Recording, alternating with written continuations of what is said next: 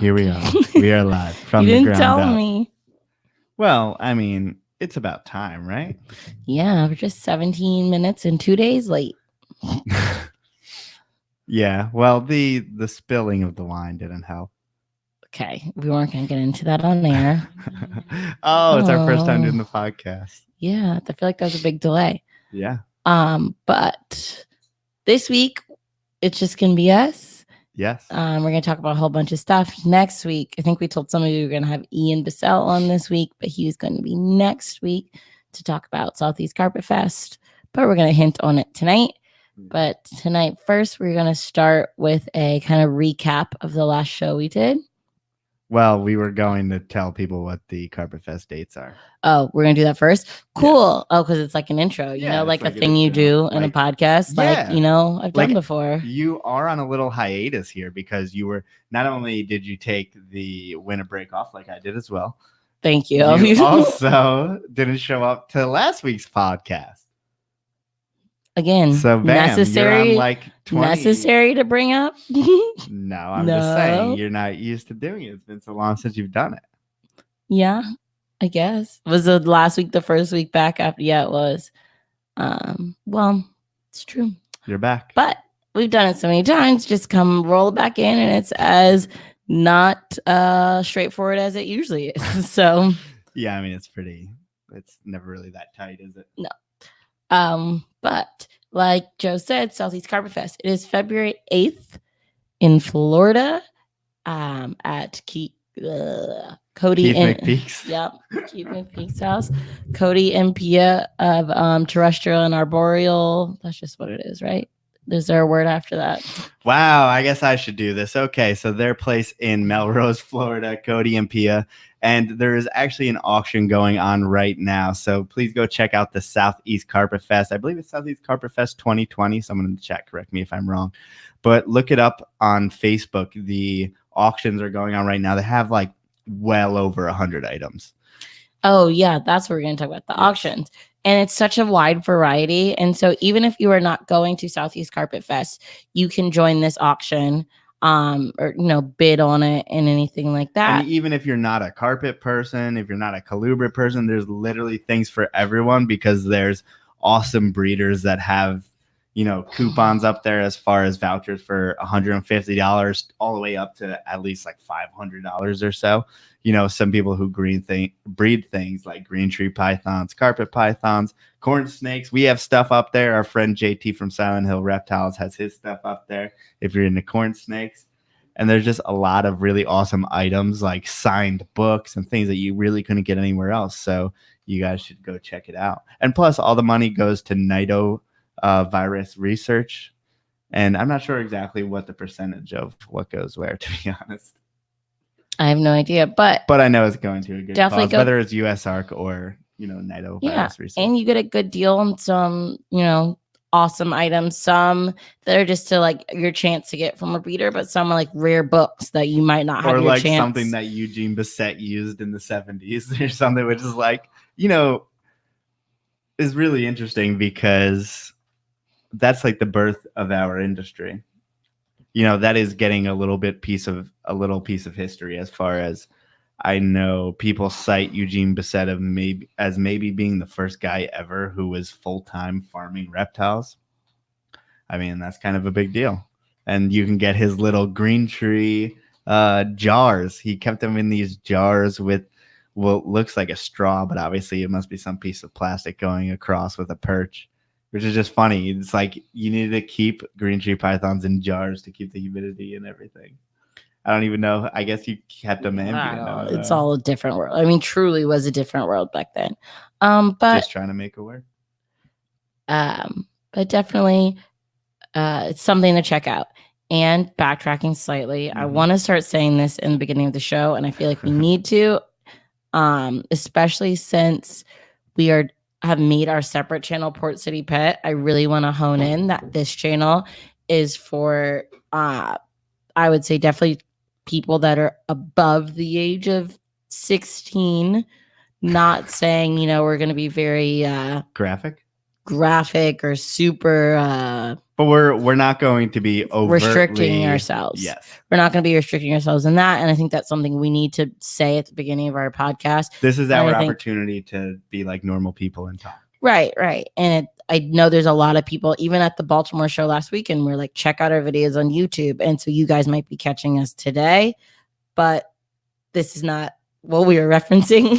We were referencing the care videos we've put out in the past and everything like that. But this podcast is definitely for the older crowd. But as far as experience level, it's for anyone. We will, when we have guests on, we do go in depth. But when it's just us, it's going to be a lot more casual. But yeah. Yeah. And obviously we don't have a guest on today, but we did go this week to the Baltimore Repticon.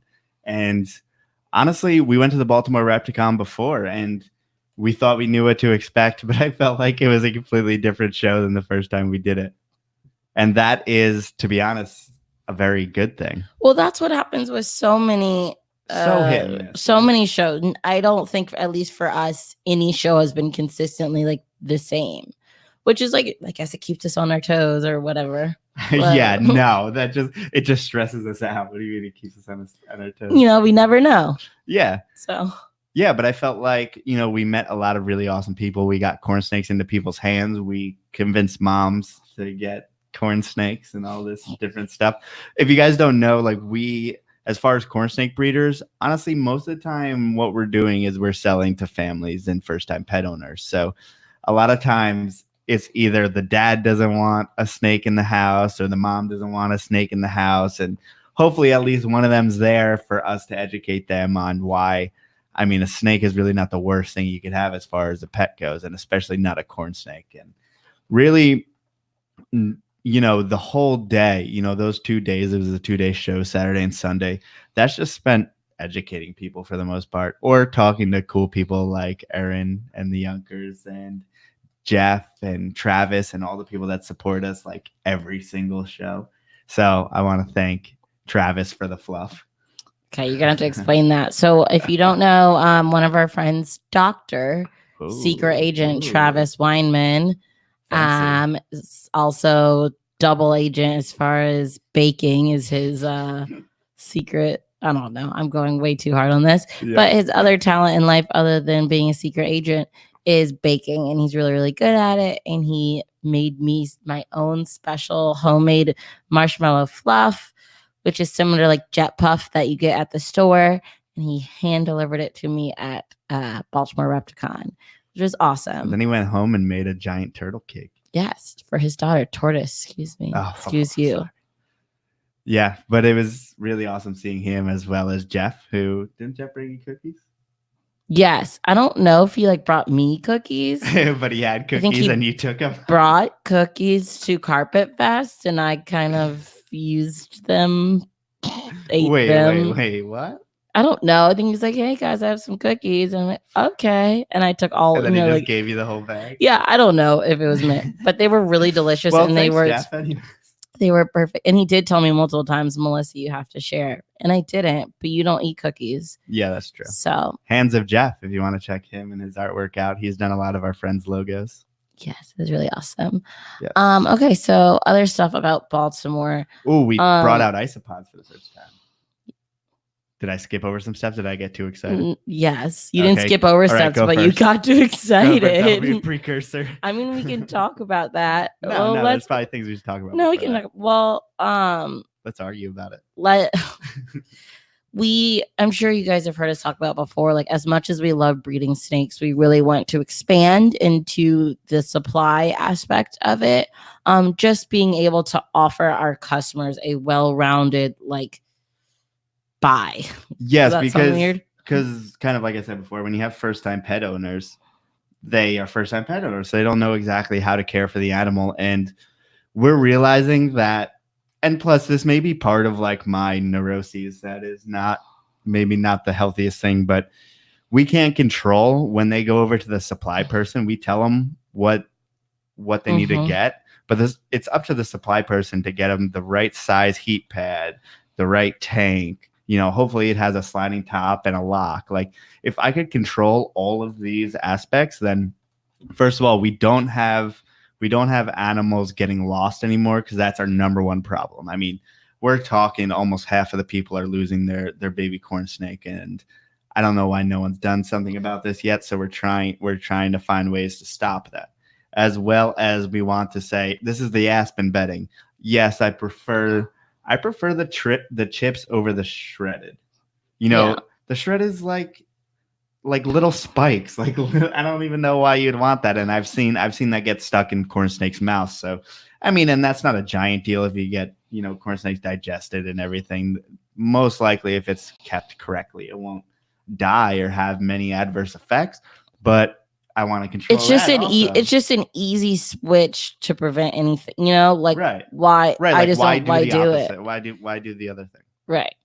Yeah, and then as far as heat goes, there's way too many wrong ways to heat the animal, as well as enclosures, like I mentioned before, just not being inescapable. Right. We just want to, give a proven thing to say, this is what we know what works. This enclosure, this heat pad, this bedding, and to get it all from us. And so that, if they message us about their enclosure and like, oh, it got out, we're like, well, it's not the product. Accountable for that. But it's also we can say like it's not the product because we produced it or all of that. Even if it is, it's like, okay, so what happened exactly? I'm sorry. Let's rectify it and let's make the product better. I mean, that's also part of it, is the fact that we get to have feedback and we get to actually further husbandry this way.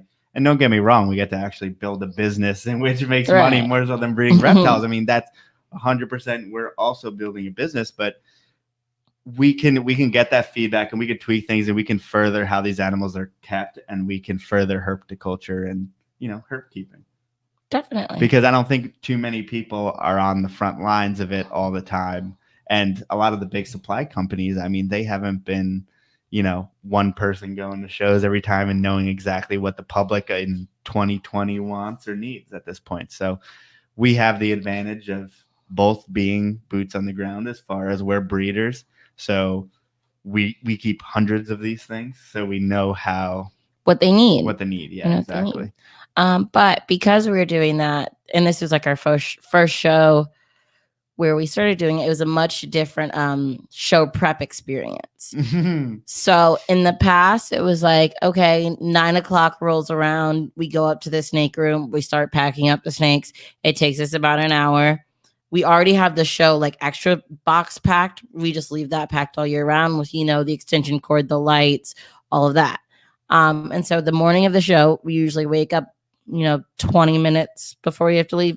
30, like 30, we're set to go. Well, like 30 minutes, and so all it is we can make 2 trips, because one trip is for the snakes, one trip, or I get the sign that we use, and then Joe will come back and get the bin of all of our extra stuff. And it's a very quick, easy, like we're in and out pretty quickly. But having all of these other things now was a very big difference. How many bags did we bring? 20 bags of aspen. We brought 20 bags of cocoa core and 20 bags of the coconut husk. Yeah. So we bought 60 bags total, and we were still using 3 of the XL. Yeah, like we use these giant black, the giant black totes with the yellow tops. And we filled up 3 of those with bags, and then we just basically threw the rest of the bags willy-nilly in the back because we didn't have much room. And we realized, oh, damn, if we're doing this, we're going to have to get either a van or a trailer. It's getting to the point where, and I always look at those guys, I'm like, oh, man, that looks like work. Right.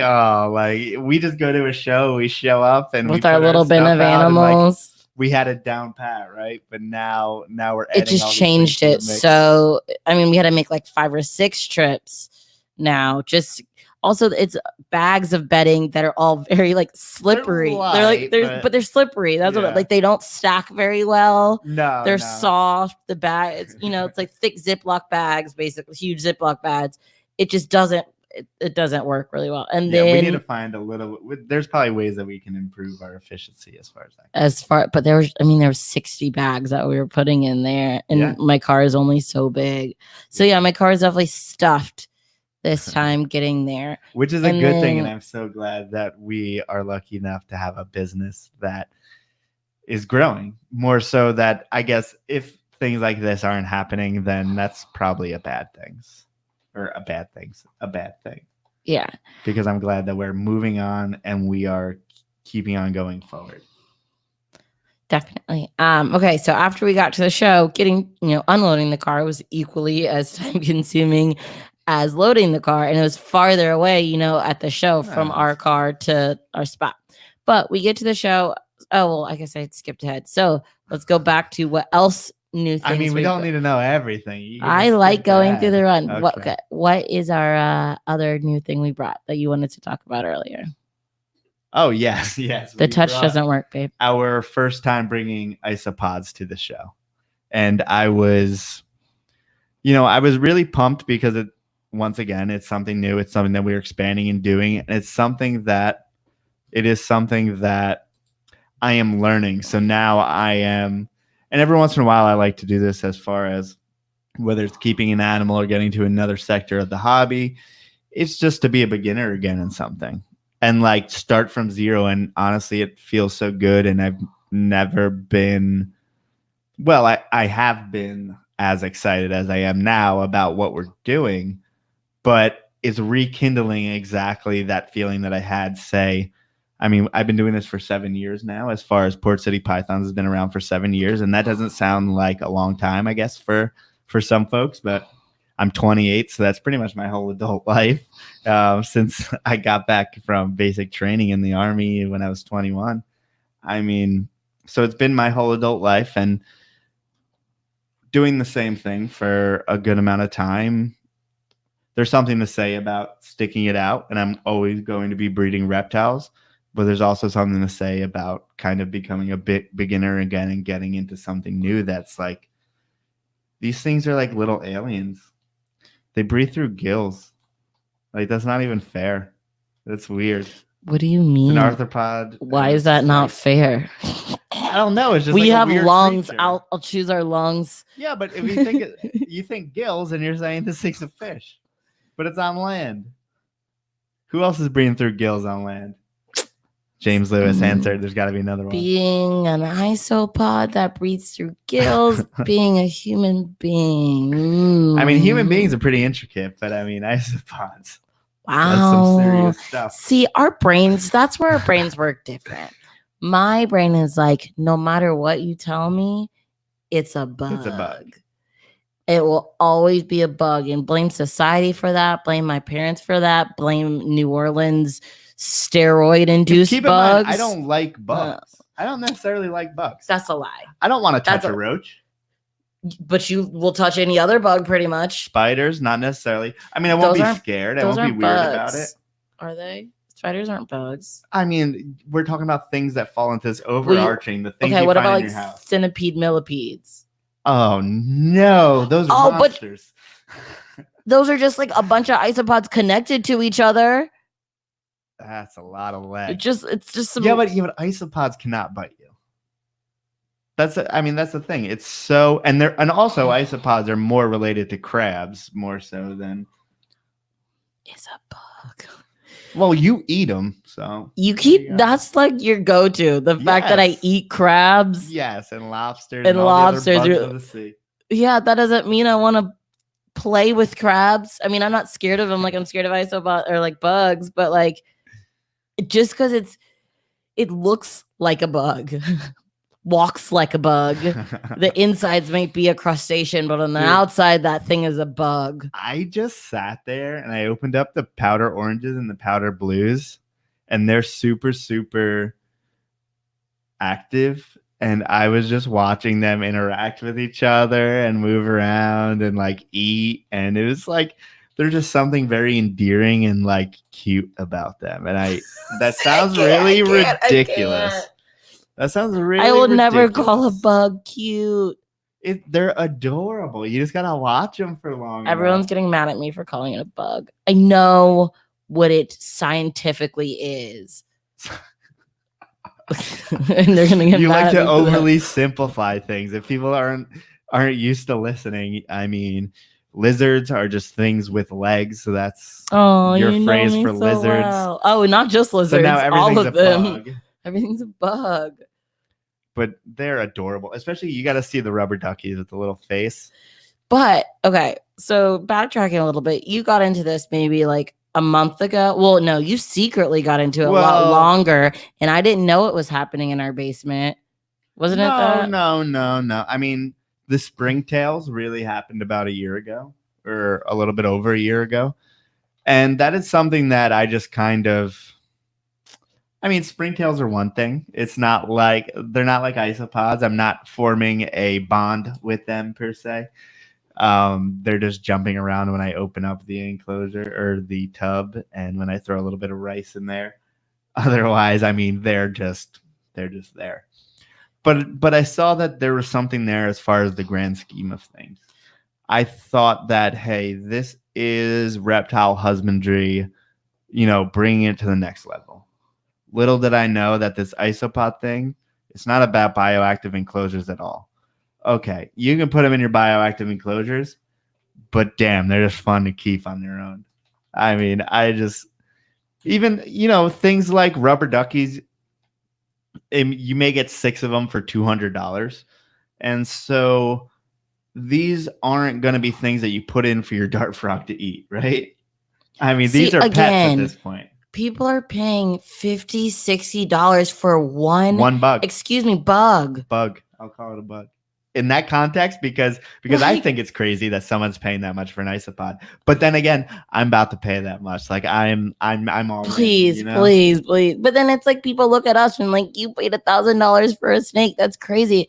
But in my head, a bug is just different. Ooh, I want these Oreo crumbles. There's oh my God. The names are sillier than snake names. They're ridiculous. I also didn't realize, like, when he told me he was getting an isopod, I was like, okay, cool. We'll have like 10 million of the same bug. Who knew? What isn't there like 11,000 different species? Over 10,000 species, not to mention color phases. So things like powder orange and powder blue, those are just color phases of the same species. Or you have the Dalmatian, Peacegabbers, and there's a bunch of different Peacegabber phases. Peacegabber? Yeah, so it's Porcilia, and then I think there's like so that one didn't get a silly name. Oh, it's stage to the truth. Dalmatian. Well, no, because the Dalmatian, that's what they're called, but that's more like a morph name.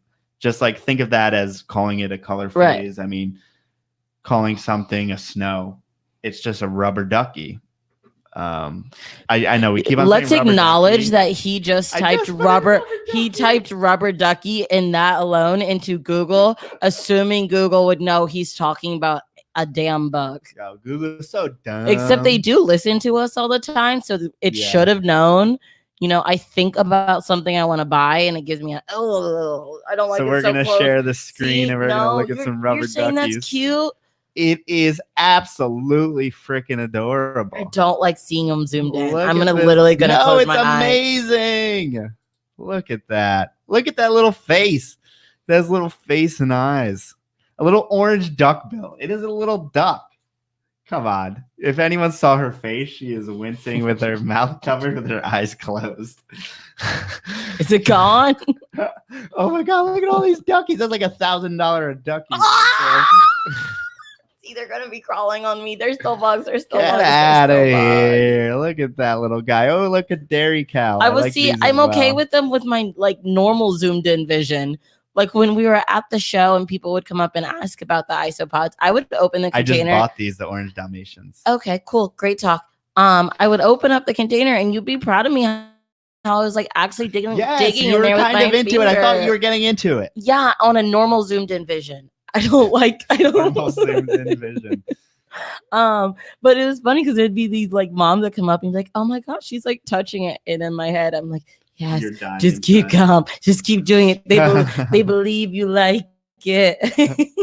But again, like normal zoomed in vision, but I'm not gonna like go play with them and awe over them and gawk over them like you are. Like I just don't. It was partly for the sales, sorry. But it was also I also understand as a customer, you want to be able to see it. So I'm like, I need to, get in there and dig my finger in there and show them. You gotta dig your finger in there. Then I'd go eat marshmallow fluff after I'm digging it. Yeah, it was gross. So many things. But I do have to say, it is amazing that this little creature, there is such a wide And variety. there's a market for it as well, which is just weird. And I mean, that people were truly interested. Like, so many people came up to us and they were just like, what is an isopod? Can I open my eyes, by the way? Is it Yeah, on? shout out to Isopod Source. I love this Instagram. And like, I need a macro lens. There's a Cubaris. Look, that's a rubber ducky, but it's a different phase. So Cubaris is going to be the species of the the rubber ducky. Xanthic rubber Yes, ducky. Xanthic. That's what it looks like. This is a lightning pied. This is called a white ducky, and now they like using the name. Why ducky are to they keep all the so marketing. silly names? Because they're bugs. They're and no one adorable, cares. and they're just playing off the fact that they're adorable. As far as like, I can't believe this. come on, man. Your mother said you not bring those to my house. See, why are you? Oh, those look like roaches. See, those look full on slimy roaches. So these Armadillidium vulgare, we had a couple at the show, but we had the albino phase, and they're totally beautiful. They're just completely yellow, and they sold immediately. And I don't have any for myself, so I need to get some more. Animal Pizza, are you asking favorite morph of corn snakes or isopods? She said, or he said, beautiful. I don't know, Ogati Redcoat, so I'm assuming they're not talking about isopods. But if you're talking about corn snakes, our favorite corn snake morph, which is actually one of the few things we agree on, is the palmetto. Oh, you're going to speak for me, huh? Oh, yeah, you are correct, though. Oh, okay. You know, I just haven't dated you for 3 years or anything. Don't know. I mean, I didn't know that you cared. That has to be something that comes up, right? How often do we talk about that? Palmettos are our favorite, both. I mean, that is a striking animal. I mean, I can't think of a better way to make an animal. Like, come on, man. It's white with just spatterings of like confetti, different colors, and yeah, it's an amazing animal. Your mom just said, and like people said, roly-polies. Yeah. That's definitely every time someone came up to the table. Those vulgari are basically the roly-polies you find outside, but go ahead. Every time someone came up to our table and we explained what this is, they're like, oh, like the ones I found outside. Like, we probably heard that 30 times in the day. And like, oh, are these pill bugs or roly-polies? Why are they called pill bugs, by the way? I've never. Because they're like a little pill. It's a shape. Oh, okay. I believe. Someone correct me if I'm wrong. I don't know if it's more intricate or detailed than that. But so many people are like, oh, are these just like roly-polies? And then in the beginning of the day, I didn't know what I was talking about, but by the end of the day, I could be like, yes, they are similar to roly-polies, but these are all of more of a tropical region, except for our giant canyon isopods and the roly-polies you found outside. And the vulgarian, the ones outside, they roll up. And a lot of the other species that we have, say the powder blues, powder oranges, flat. Yes, stay flat. Yeah, the albino ones, which made them a lot harder to find in the dirt because they were so rolled up. Yeah, but they're yellow. I mean, luckily they're a bright yellow animal. And I keep on calling them animals because I'm just used to talking about snakes at this point. I think I'm going to do that forever. I mean, they are animals. It still kind of works, right? They're an animal. Animals. There you go. Insects, bugs are animals. Yeah, sure. Okay, we're animals. That's for sure. But yeah, so it kind of did get me excited to just have something to talk about at the show. Also because, like you guys know, for corns, this is the end of our season. A lot of our snakes are in brumation, and we're getting ready to bring them up soon. But we only brought 14 snakes to the show, I think, which, you know, other times we've had upwards of 30. So it wasn't as exciting to talk about, and half of the 14 were the same morph, I think. So just Slim pickings, guys. Not like we, you know, don't love all of our snakes, but there just wasn't as much. We know what's popular and what's not popular. I mean, no matter how much I love a snake, which, listen, that does not matter one bit. I know that everyone says work with what you love, and I do that as far as species goes. But over the last couple years, I do a few projects that are just for me. But at the same time, like, I know what projects we can't do without. I know that we always need to have ghosts and we always need snow. Now, listen, those aren't any mind-breaking, mind-blowing combinations there. Those are the basics. But guess what? They are beautiful animals that catch people's eye. And people, like the people we sold to this weekend, they got a snow tessera. And maybe the reason why the mom, you know, eventually caved into getting the animal, she went from being scared to it from having one in her house, is the fact that it's white and pink. So who am I to deny someone that? I like having that experience of making that transition and educating people. And if that snake is the way to do it, then I'm all down for reproducing it. I'm not breaking any barriers there or making any worlds first. And that doesn't really matter to me in comparison to that experience. Do you think in the isopod world, people get excited for world's first isopods? Okay. There's so many people. Actually, yes, kind of. But there's so many people who stopped at the show that definitely have no love for any type of arthropod, insect, bug. And they stopped and they were so interested in the isopods. There is something about them that is endearing to when other bugs are not. Bugs, insects, arthropods, whatever it is, are not. And there's just something about them. Well, and I think also I think if you're just like showing one container, like, but when you're comparing these powder oranges to the powder blues, to the Dalmatians, to the giant canyons, like when we had that variety there and we could tell them, like, did you guys know all these things existed? And no one was actually putting them on display like we were. Like, Isopod people are usually, they have a stack of deli cups and they're just on the table. We just put them, since we didn't have any more animals left, we were like, screw it, let's just put them on our board where we put the animals. And we got to, especially the powder oranges and the powder blues, they're out and about and they're moving around. They're so active. And that's why I really, really love that species, which is why I want those Oreo crumbles, which are really expensive. So our next step in that, at least my next Oreo step. Crumbles. No, you already just bought 2. You just bought peaches and Dalmatians. Now I bought peaches and orange Dalmatians.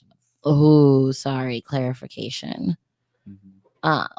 Stop yourself. He needs to go on an eBay lockdown for a little bit. I feel like he needs to. Except I can't talk. I order stuff from Amazon, but I don't order bugs. Yeah, but this is also, our business. What was I about to say? Kyle, and that's the excuse for everyone, by the way, who buys new snakes or whatever. It's our I don't get to use that excuse. You get to use you get to claim all of it as the business. You gotta find something fun that you can make money off of. Mm-hmm. Kyle asked, do different isopods crossbreed?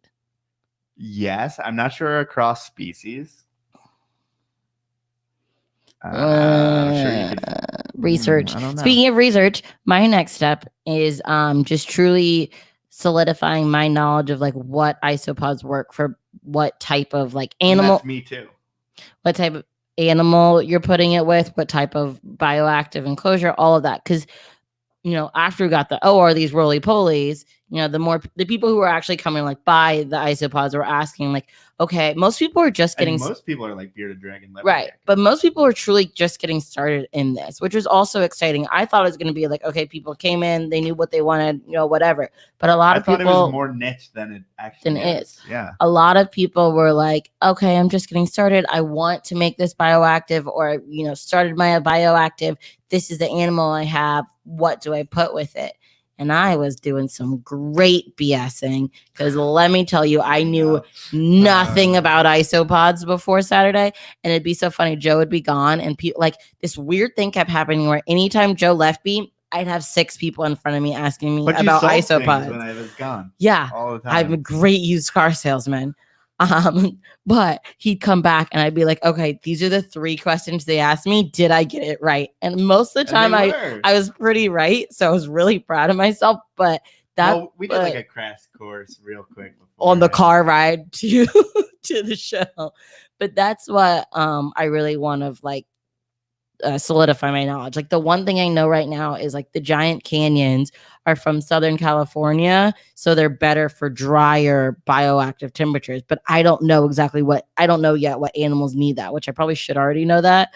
Like beardies and leopard geckos, but that's not something that we have dealt with before. So now we are at the point where we need to learn the husbandry of all the animals.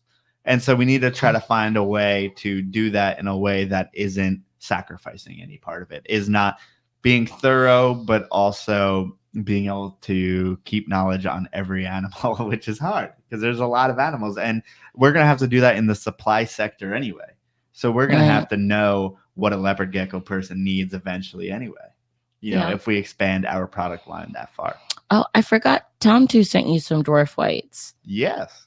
Do you still have those? Yeah. So that colony hasn't been going as well as I wanted it to. Which we figured out why. You're not keeping them hot enough, right? Well, I think that's debatable as far as I guess if you get them hotter, you can do it. But I wasn't sure that was fair game. I mean, I'm keeping them 80 already, and I thought that was enough. If that's too low, let me know, guys. But we met a guy who was keeping them close to 90, right?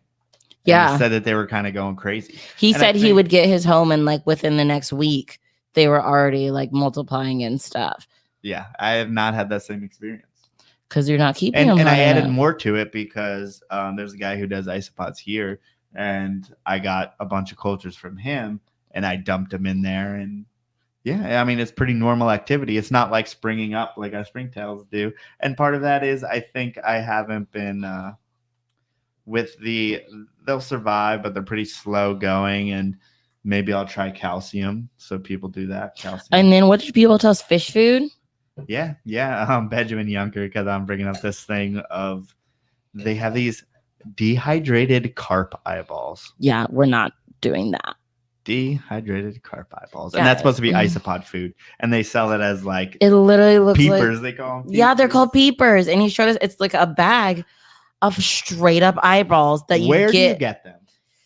Dim sum restaurants probably either. I was about to say, I feel like I'd be fed that at a dim sum restaurant. But we got into this really lengthy discussion of whose job is it? Who's taking the to spoon? Take scoop out the eyeballs of carp and then put them in a dehydration bleh. But also it looked way too big for these little baby isopods to eat. They just chew up on it. They just come up over a long time. I'm telling you, you got to sit down and watch them. They're just see, that's the thing. He legit sits and watches. He'll sit a little city. It's a little city. He sits and watches bugs, y'all. Who am I dating? Listen, that is not as weird of a thing in our circle as you think it is. Okay? It should be. Everyone here understands. Well, and I was like, you know what? I'm having fun just watching them, but I had the idea of saying, let's go into the powder blues. I want to take out the animals that I don't think are the best looking. So I said, which are the powder blues are more like powder oranges or are more like a neutral coloration. So I put all those into one culture. And because I want to eventually start picking out, say, the most orange animal, put it into one colony, the most orange animal into our colony, and then sell off the colony that's left over, and then keep on refining our animals that we have so that we have, the most beautiful examples of everything. And listen, I've never line bred isopods, so I'm not sure exactly how it works, but that's my method right now. Yeah. That's where I'm at. So we're trying to. I just if I'm gonna do something, I wanna have the best, and so whether or not I have to make it the best or buy the best, however it happens, I'm gonna do it. I get that, and I'm gonna support you in my own way. Oh, in your own way. What a great laugh that was. I support you when it comes to selling them. I support you when it comes to displaying them. I'll make videos about them for you. I guess people watch crustacean videos. 100 million%. It's gonna feel weird, but I'll make crustacean videos with you. But I'm not gonna sit and watch. It's just not me. But it is fun to see him acting like a little kid again and getting excited. If you know him, he's like a rabbit hole person, and he goes deep down into something. And this is the fourth attempt that he's thought of to do random stuff. You guys don't know, Joe wanted to do shark teeth something at one point. So sometimes my whole thing is that people have these visions or ideas in their head, and they never take action And on they're them. usually And fleeting. and they're like, don't- I wish I would have tried that. So whenever I have those ideas, I go for them.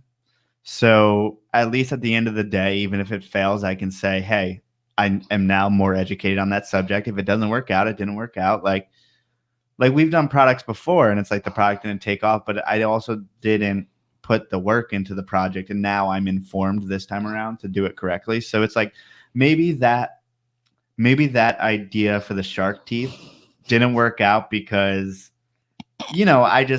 I was getting educated on the subject, and maybe that education will work out somewhere down the line. And all of this is done in a controlled cost manner in the way of isopods are cheap. So I got a few, I've had dwarf whites for a while. Thank you to Tom too, who's in the chat right now, as well as I've had springtails for a while.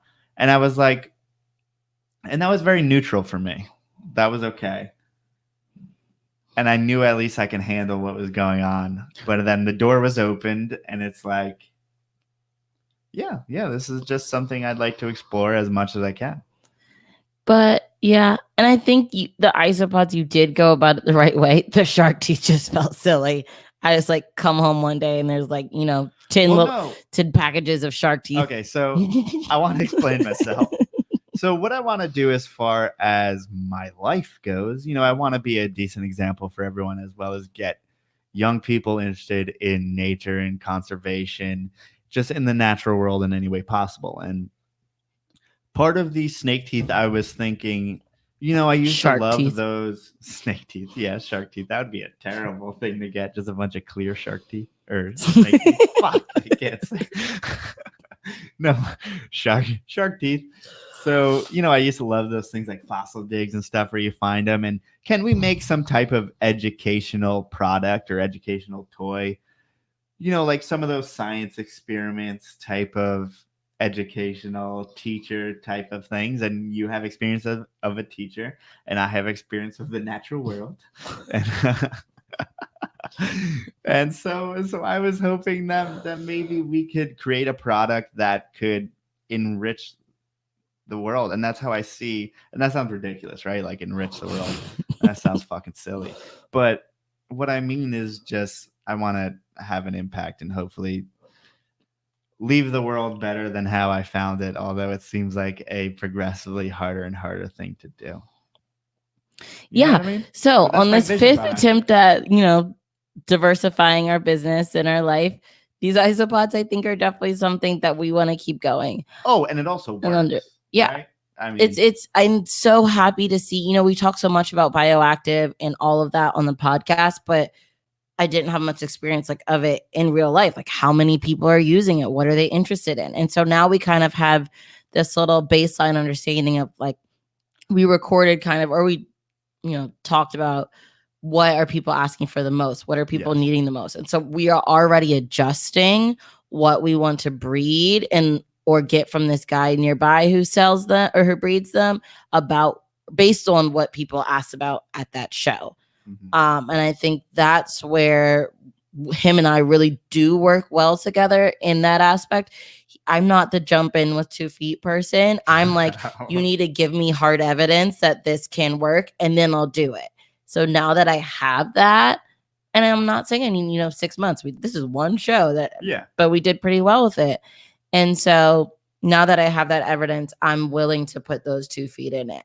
But he needs not even a freaking fingernail. Well, and maybe let me explain this for people who are like me, because I think the majority of these people are going to be more like me as far as on the animal front. So what I'm trying to do is, I know that Melissa, she doesn't necessarily like getting anything new, whether it's animals, arthropods, crustaceans. She doesn't like me taking chances. And what I need to do is get a small group, and then we can bring them to a show. And then I show her that, these are my thoughts. This is why I want to continue with this. People like it. I like it. It's a win-win for everyone. We can build our business. And then she feels a lot more comfortable with having these bugs. in our house. Yeah, if we do it like that, will they let us call them bugs? Quotations, If I put quotation parts. If I put quotation marks up every time, will you let me say it? Animal Pizza and James Lewis. That's such a good name, by the way, Animal Pizza. I just like that you need to say it. Yes. But I agree. And it's just, it's hard as the significant other, and maybe just partially my personality. Babe, just go get a bottle opener downstairs. No, I've been trying. He has tried a snake hook. Oh, he just used an ink cartridge now to get his beer open. He's tried about 10 different things. But see, that's a great example of our life. I just finally got I got the cap off with the ink cartridge and almost hit Melissa in the eye with it. Again. Love that was on camera. Play that bitch back. But like, thank you, Sarah, for asking if she was okay. Yeah, I think she made it. I didn't hit me. I moved very quickly. But I see the 10 failed ones before I see the one that works. And so after the like 8, but that is the ratio, right? And that goes for anyone. Yeah, but it's hard to be like on board with the 11th or even with after the 5th failed one. It's hard to continue to be like, yes, let's go 2 feet in on something. Also, it's hard. Keep in mind that, what I did was get a small amount of something, and that goes for the betting. That goes for everything that we did this weekend. I got, I didn't go hundreds of dollars. Like I literally just spent under $100 for everything, and we got all the information we needed. It was $60 just to print the labels. I'm talking about each. Okay. What are you talking Semantics. about? No, I'm talking about each. I mean, we probably tried, 4 new things and under $400 for what most of the time we would spend on an animal, depending on what time of year it is. We got to really experiment on something that gave us immediate return as far as the information we got, as far as if it did sell, we did make a small profit. And when you tell me that you spent $400, it feels like our profit is much less significant. I did not know how much money was spent. And listen, it wasn't that much, but I'm saying. But the good thing is, like, it's not like it's gone. That $400, like, we still have time to make that back. And and it will still multiply. And the isopods will multiply, that's for sure.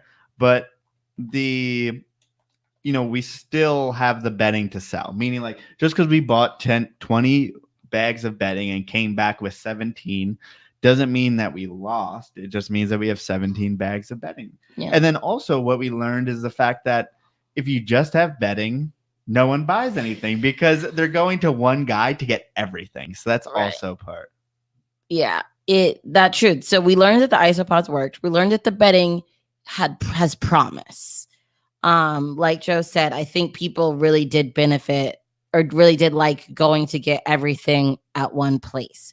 The only people I think who really bought it from us are the people who are like, I don't want the huge, like when you get it from the supply people at the shows, it's, that huge barrel or what do you call it? Bag of it, whatever. Right. Our bags were like, for people who are listening on the downloads, how would you describe it? A 10-gallon bag. It will fit. No. Oh. It will fit. I was like, what? It will be enough substrate for a 10-gallon tank. Like perfect. So say, hey, picking up a baby, here's one package of substrate. Oh, you want to put in something bigger, 20-gallon? Here's 2. It's a solid amount. That's a common size that's used. So I think most companies just use a size that is convenient to whatever their supplier wants or manufacturer wants or something like that. And we can make something that's divisible as far as we're not selling it. Yeah, it's only $5 to $6 a bag. Listen, I don't want to ship that. I don't want, it's almost not worth it for us, right? But no, we're small enough to where that actually works just fine for us and it works for the customers as well. So that's what we're going to do right now. If we have to change that in the future because it's inefficient, then that's something. But right now, it works. It will hopefully work. But we would like, especially because we're doing everything by hand and we have 0 employees. That's also a big thing. Sorry, distracted. But like Joe said, like we want our next steps as far as the bedding and everything is to be able to make that whole package. So we want to sell our own heat pads. We want to sell our own enclosures along with our own bedding. But that also showed us how easily you can fill up a table at a reptile show with bedding, a car, a table. Like we're like, okay, we're gonna need to rent a car. We're also gonna need to go up to 2 tables very quickly. And then I look at Rick Crumrine's setup. He has 4 tables just for snakes. And just for snakes. That like boggles my mind. Right. But it's like I never thought we'd go up to 2 tables. Or I mean, I thought we'd go up to 2 tables, but like not anytime soon. But bedding takes up so much more space on a table. And imagine if we had enclosures and stuff like that. But my one like weird feeling about the direction we're going is the amount. There's always what's the saying? There's always a downer, and it's gonna be Melissa. Yeah, I think that's like every party has its pooper and whatever. And it's mostly named Melissa.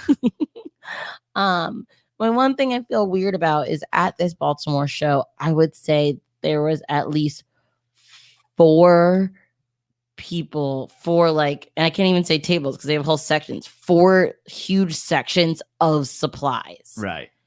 But acknowledge that on our first go round, ours looked more professional.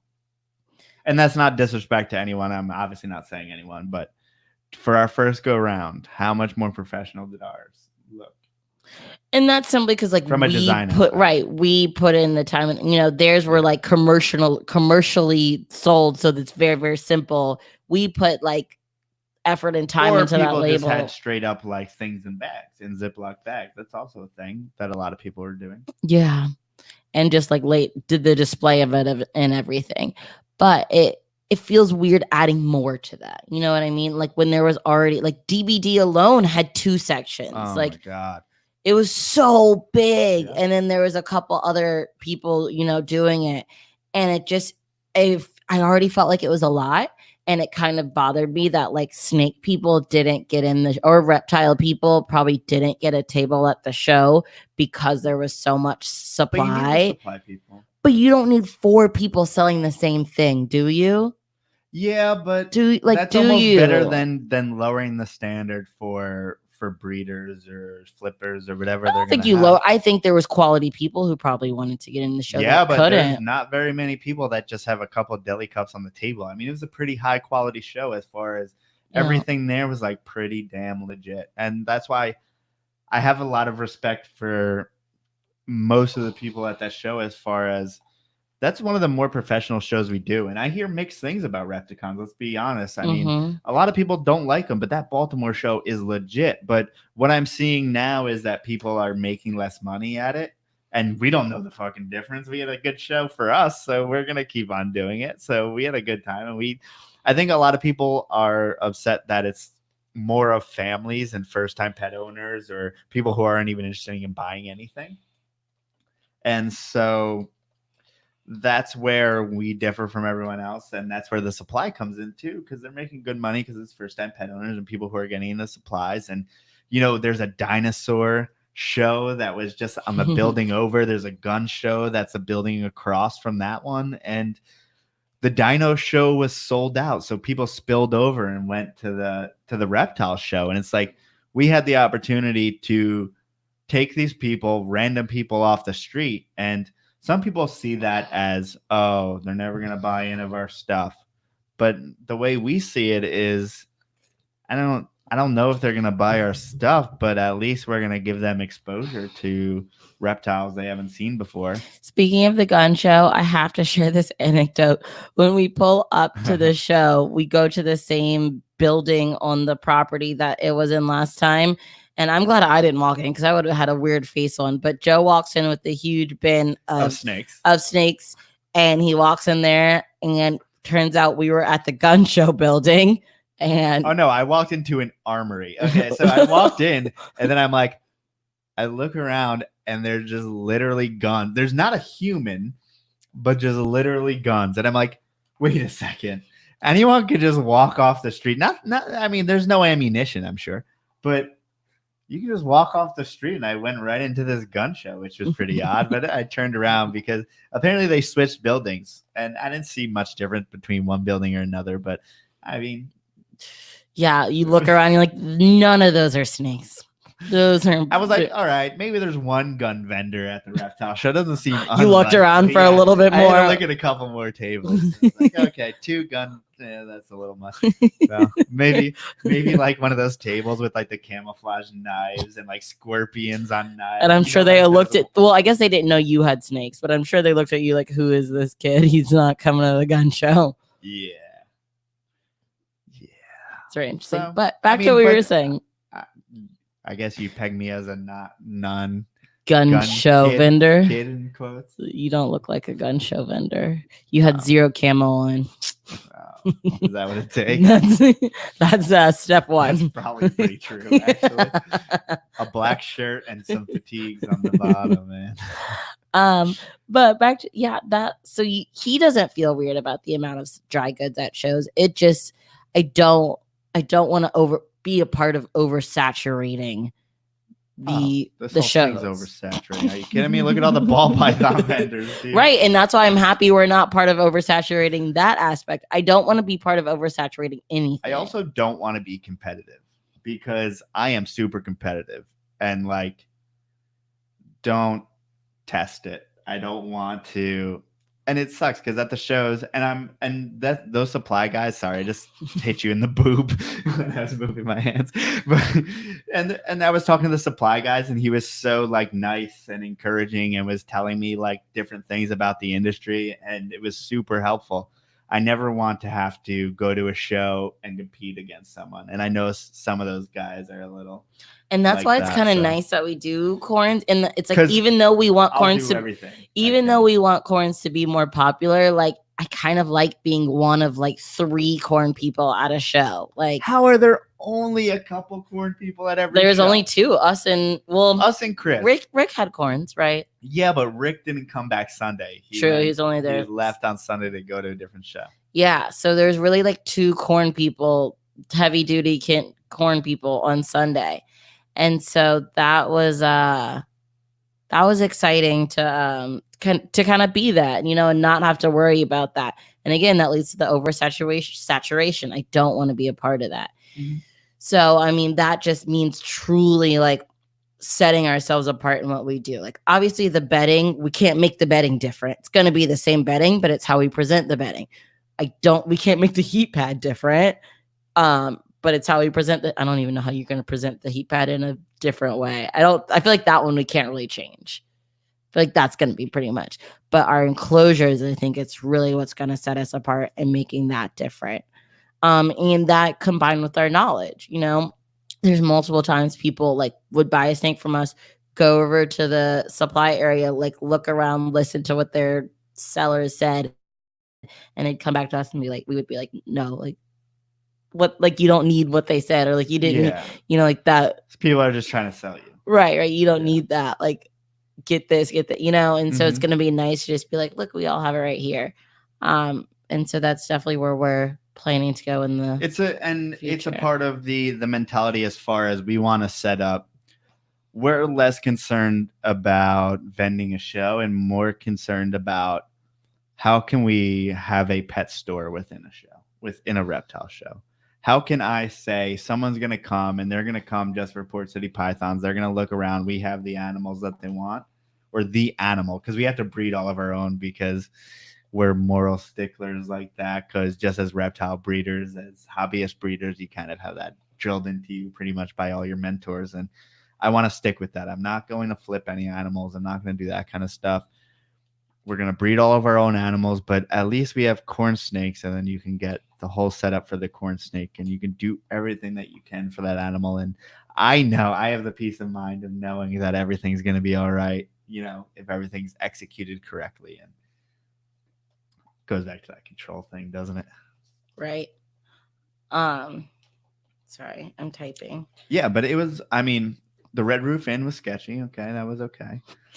Our toilet. You should explain that. Well, Baltimore is a 2-day show, which it reinforces. I like 2-day shows so much. It made it a trip for us, and it was fun because 1-day shows, you gotta go. It's usually a very early morning. You leave at 4 a.m, and then you leave at 5. You get home at 7, and then your whole day's ruined. You're kind of tired at home, and then that's it. The 2-day show is like, oh, we're going to hang out in a new place that, although we've been there before, we haven't really explored. And we got a hotel room at the Red Roof Inn, which, if you guys don't know the Red Roof Inn, excuse me, is a Red Roof Inn Plus. Oh, thank you very much. Get your facts straight. So if no one knows, that's pretty much the cheapest hotel you could ever get. No, Motel 6 again is cheaper. They'll leave a light on though.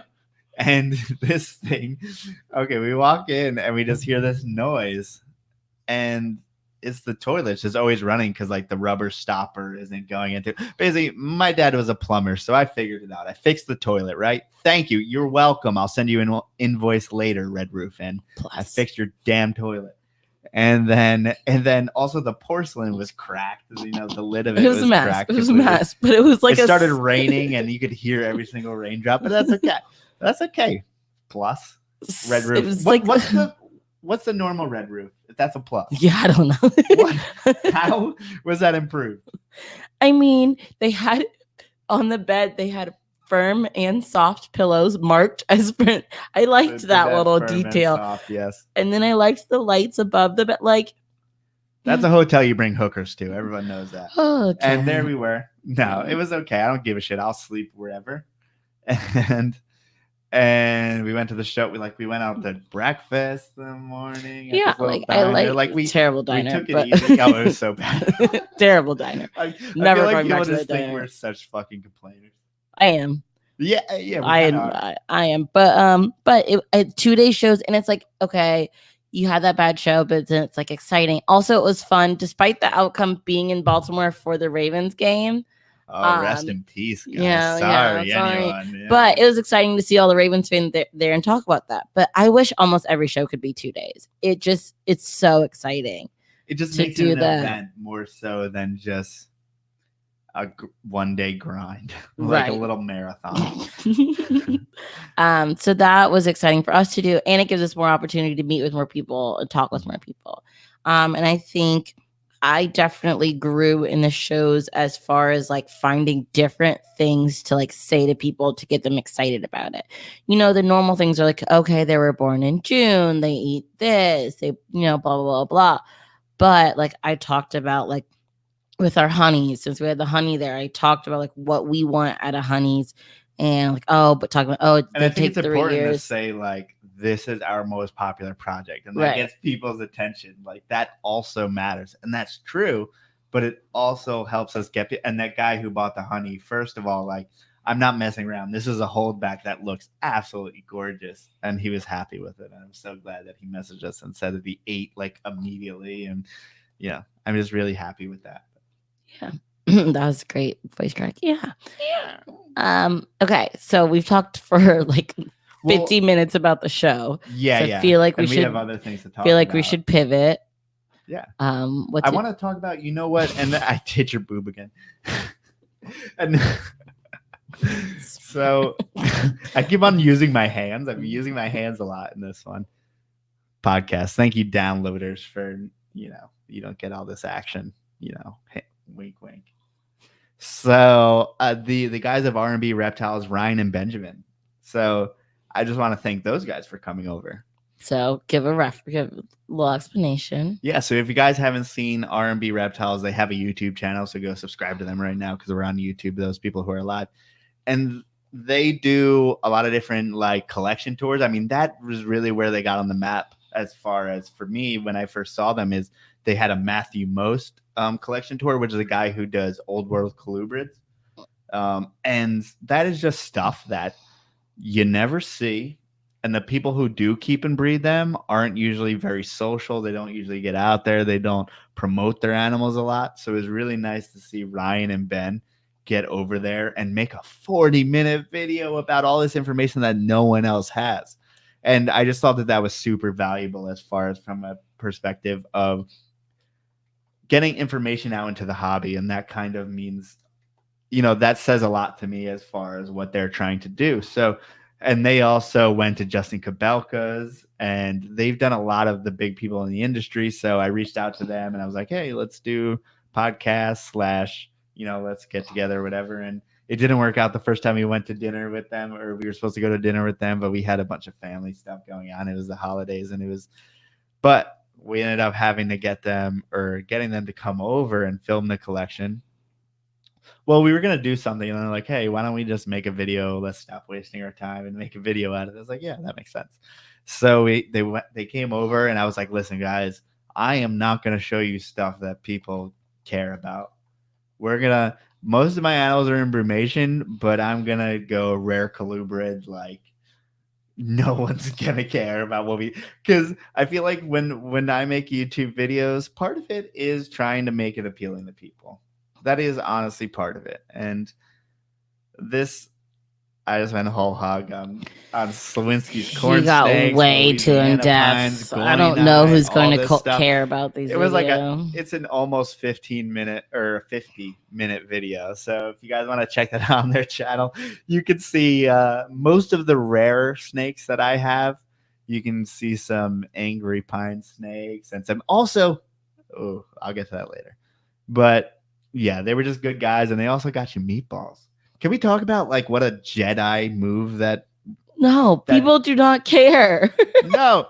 Okay, so Melissa wanted a meatball sub, and Ben, who apparently is some type of food whisperer, he got the bread and the meatball separate because Melissa wasn't gonna be there for a while. Yeah, and he didn't want the bread to get soggy, so he's like, "Hey, put this in a container. Give me the bread," and he did that, and I was just like, "That's."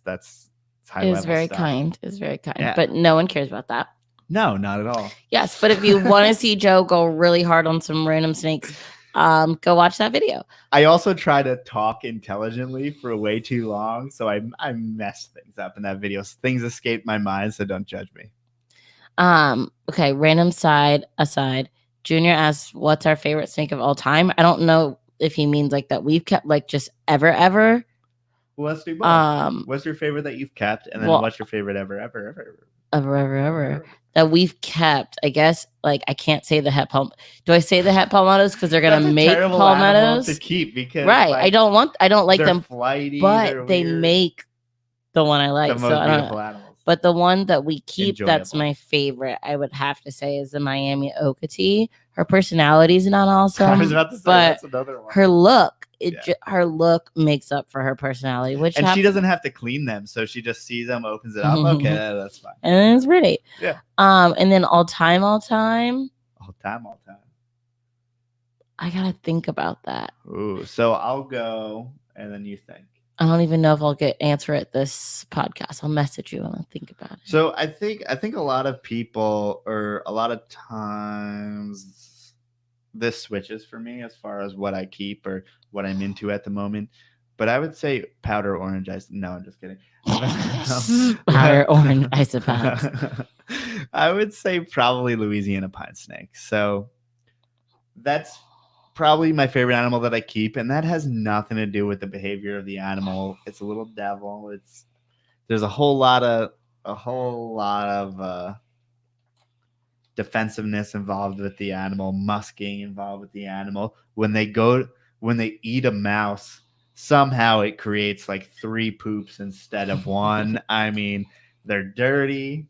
There's nothing to like about them in a way, but I really care about story, and that kind of goes throughout my whole life. Like whether it's music I listen to, whether it's, shows I watch, documentaries, that kind of stuff, it really matters a lot about story. And I feel like between the Louisiana pine snake and the Slawinski's corn snake, those two have the best story. And for some reason, that makes me connect so much more deeply with that species.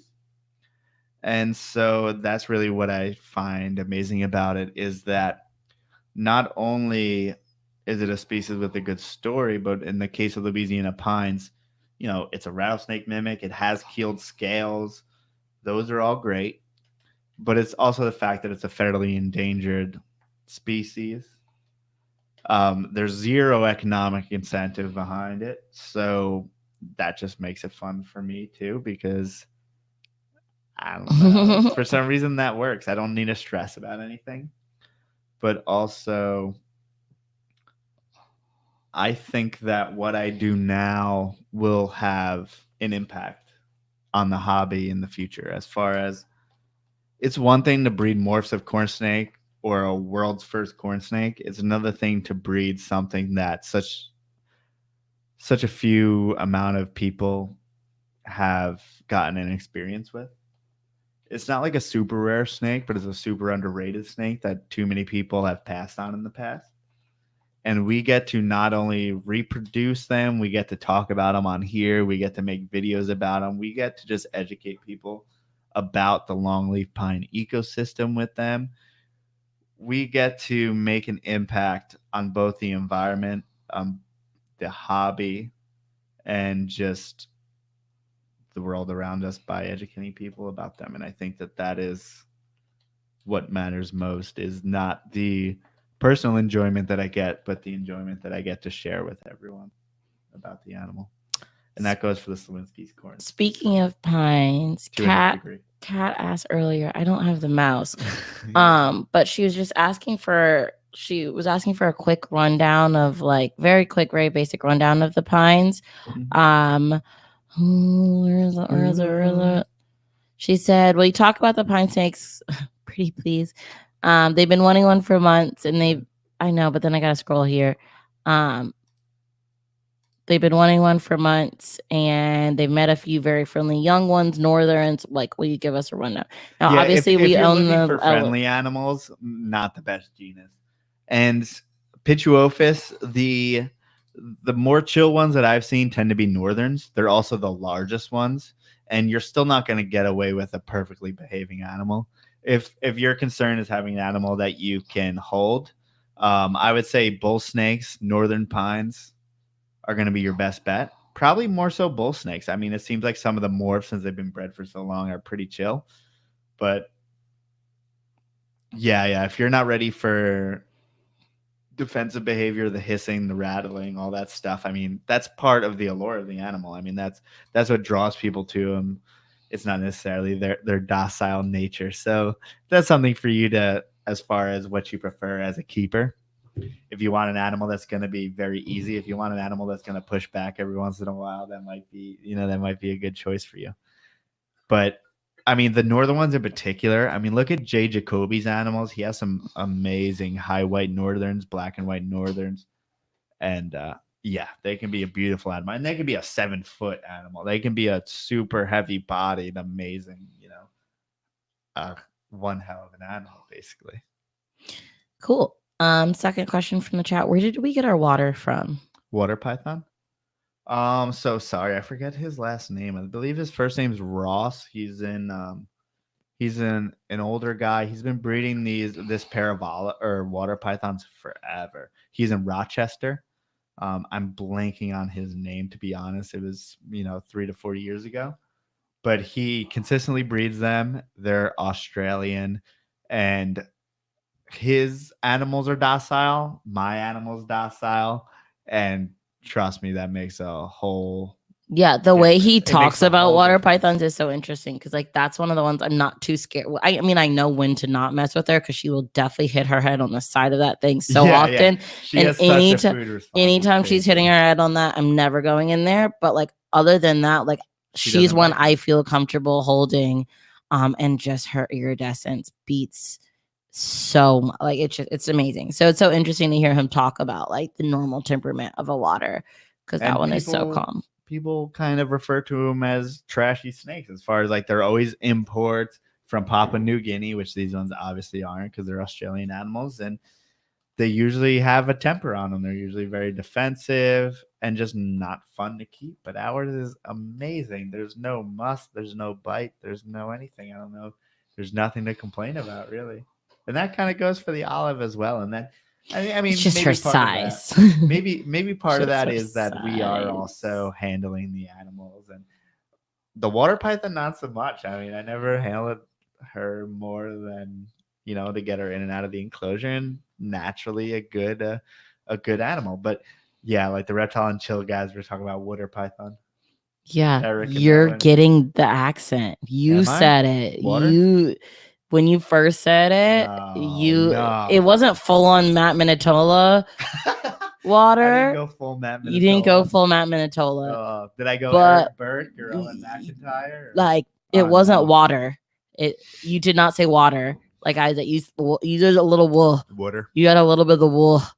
Water. And I was like, who is this? Philly's growing on you. Though, every once in a while.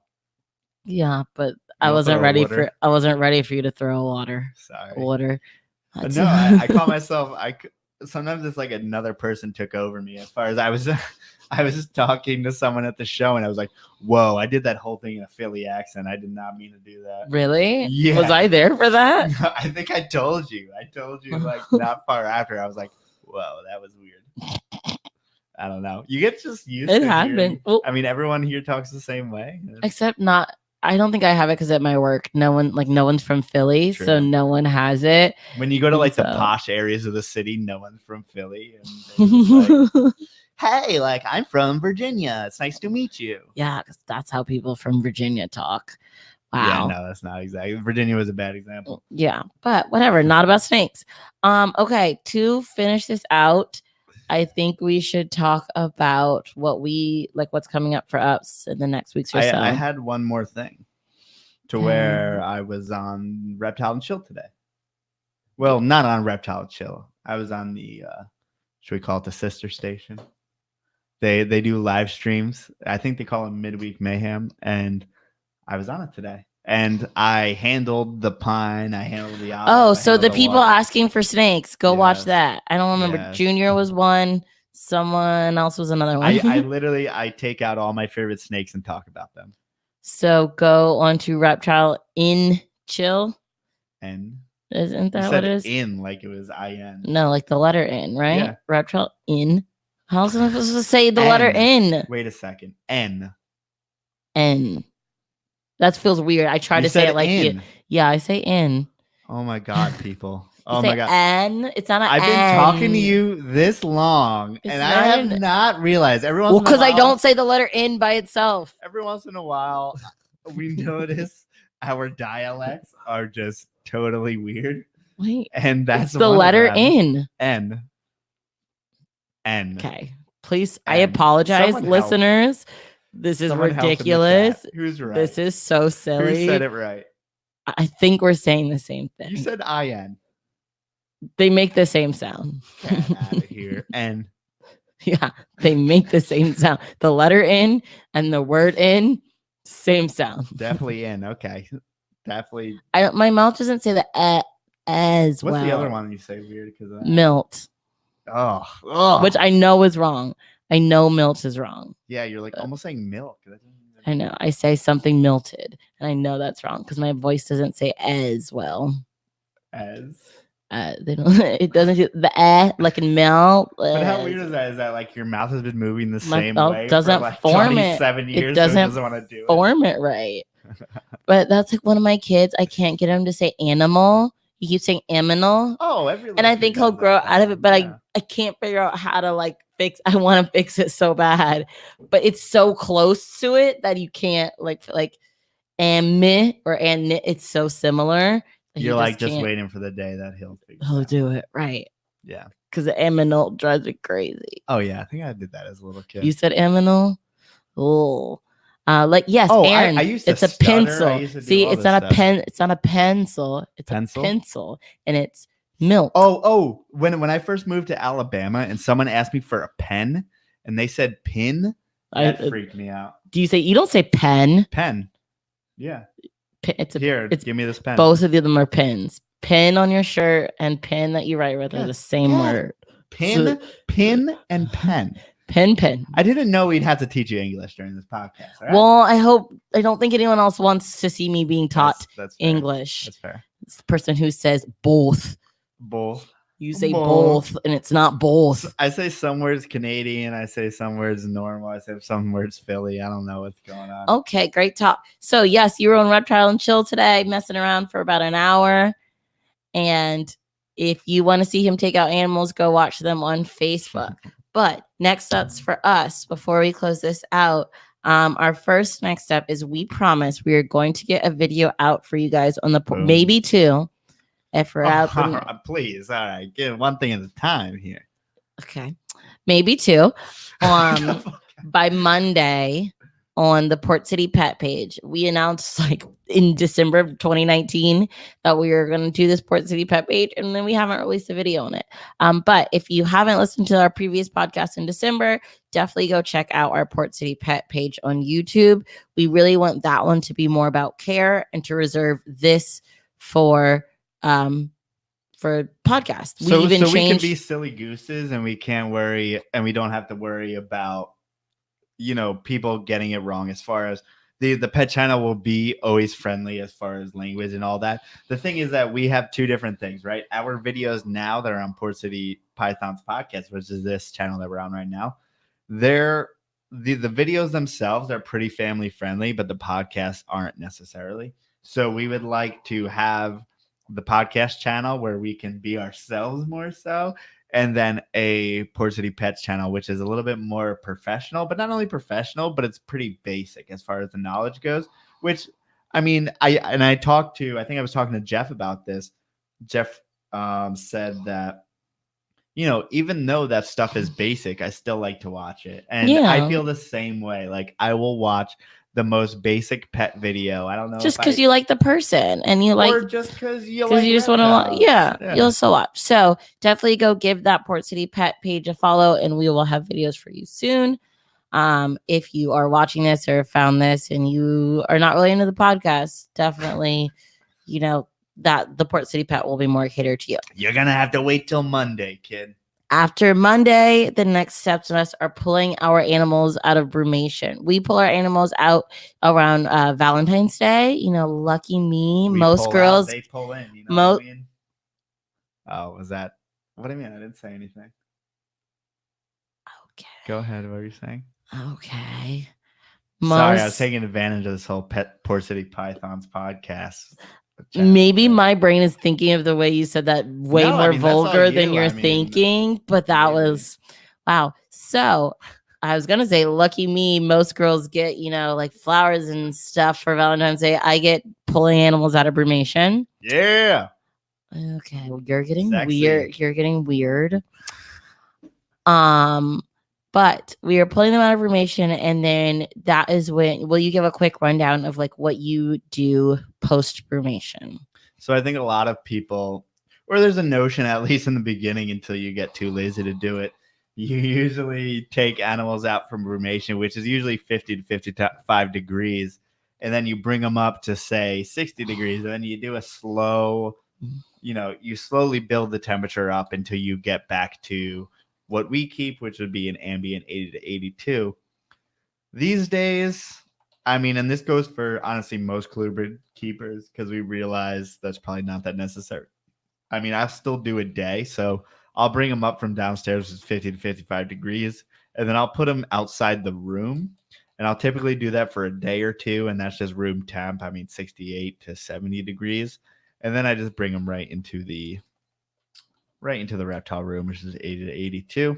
And that seems to work just fine. And then after that, I'm going to wait. I'm going to start feeding them. I got to hit them with food. I got to hit, at least once a week with adult mice with these, with the females that are going to breed. And they all come out ravenous and ready to go, which is always really fun. And then I'm going to wait for them to shed. And then I may pair some together. Sometimes they go right away. Sometimes they don't. Most of the times they don't, to be honest. And then we'll wait a little bit and we'll keep on pairing. And then we may see another shed. And then it's game on. And that's pretty much that. And we're going to be breeding a whole lot of snakes this year. But I think that we're going to be. But actually, didn't we figure out it's not a whole lot more? Yes. But it will grow a lot more. But it's not a whole lot more. It's just their hatching season was so bad. I mean, I think we may have like one or two more clutches. But last year we almost doubled. True. And I felt our females are a little bit big, they're older, they're bigger, so they might produce more. And if we don't mess it up, we should have mess it up. I'll try not to. Can you stop being weird? Why am I being weird? We should have a lot more animals. So we have about 3 months to really like get our stuff together of how we want to. No, we have way more than that. think of incubation. March, May. When is it? Like, when do they drop, and when are we doing incubation? Is that in May?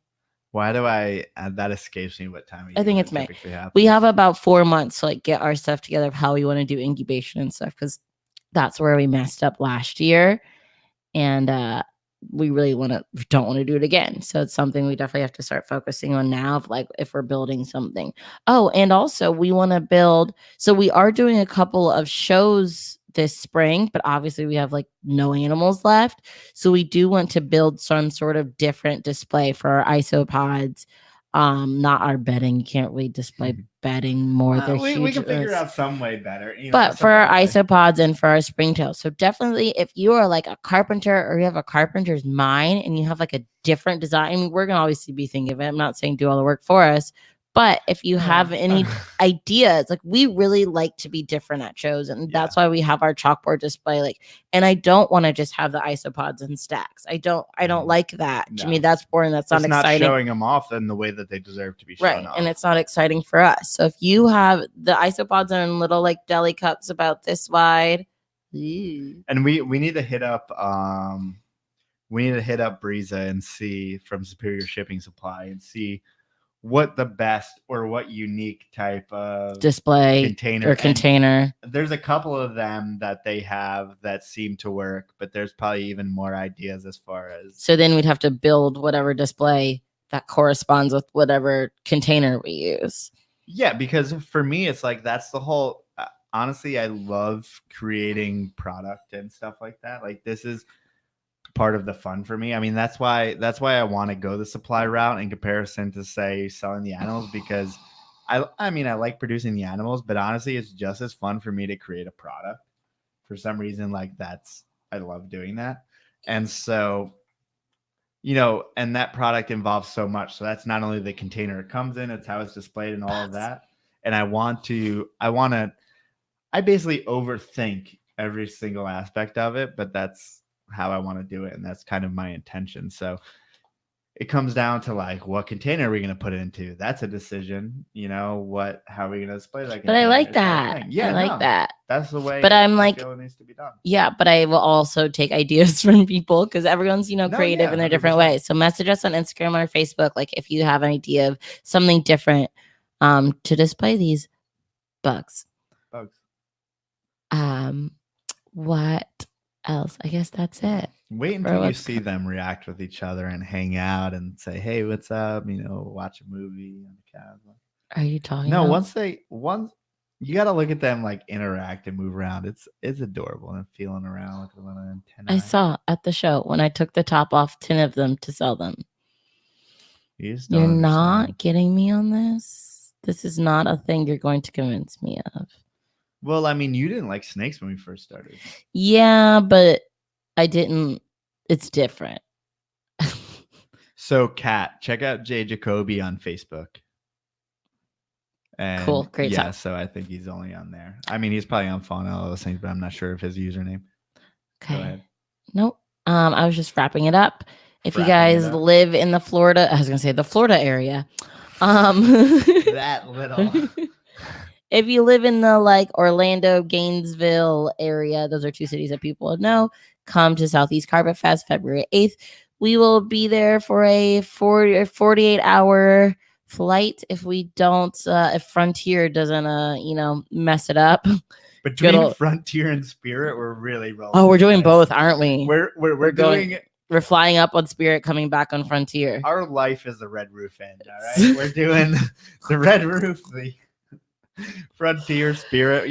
Life is just on a string right now. You never know what's going to happen.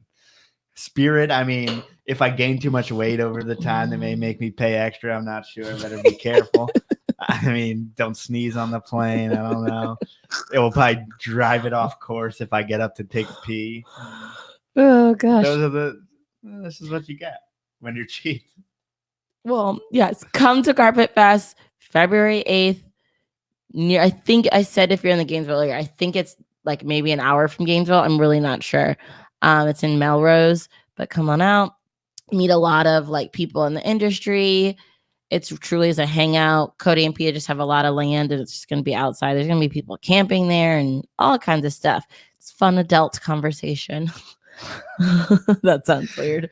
Or reptile conversation. Adult reptile conversation. Other than that, lots of the next show we're going to be doing is in April in Syracuse.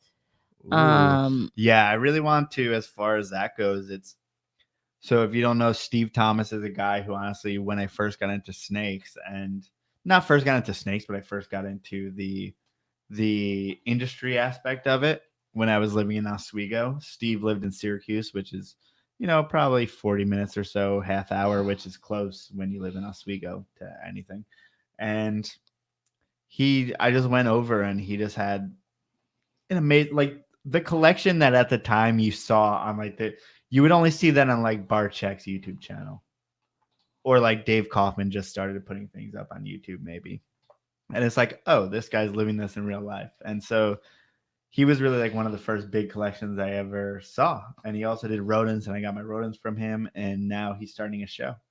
So now we are going up there, and we hope to, support him during his first show, because they already signed, I believe they already signed up to lease or rent out a space that's like an incredibly amount bigger than the place that they have now. So like they're already starting to get bigger before they even, do their first show. So it's like, I'm really excited to be a part of that, and do the first show. And hopefully, I hope all of you guys are there. Even our friends down in New York, I would love for you guys to come. Like, meaning New York, meaning the city, because we know so many of you guys we know from like the White Plains show and stuff like that. And I would love for you guys to come, not to only support us, to support Steve, to support another reptile show going up in an area that's underserved. Even though there's so many people up there, it's a very underserved area. As far as there used to be a great snake community when I was up there. I mean, there was a little budding snake community, but no one really